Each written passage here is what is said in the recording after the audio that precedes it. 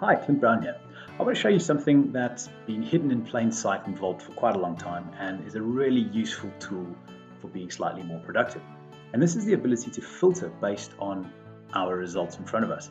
So we know that we can add and remove these different headers, allowing us to do things like change to an alphabetized order, things like names and states and descriptions, etc. But we also have the ability to filter on these.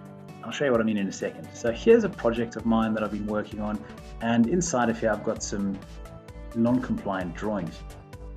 So what I can do is right at the top right hand corner, if you hover over these icons and even names, these little filters pop up. So if I click on that, I can say I'd like to filter by all of my non-compliant drawings. I want to see all of the non-compliant ones.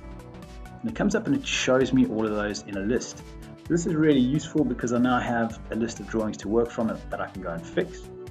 And I can untick that at any stage, retick it and it'll show it to me again, and I can close them off as well.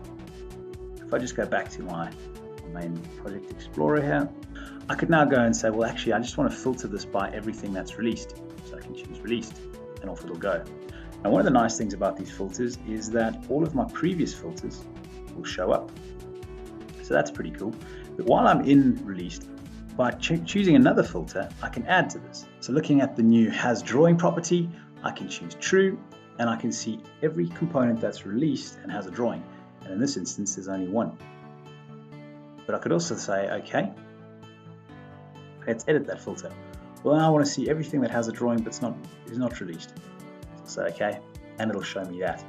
And again, I can choose my drop down here to go back and look at anything that I've searched for before. And if there's anything that I've searched for before that I don't want to keep in the list, like for instance, looking for documents, I can close that. But I can flip this over to look at something like revision B, and there's everything that's revision B inside of my vault. So it's an interesting little tool. It's really useful. Have a look at it, give it a try. I hope you've enjoyed this video.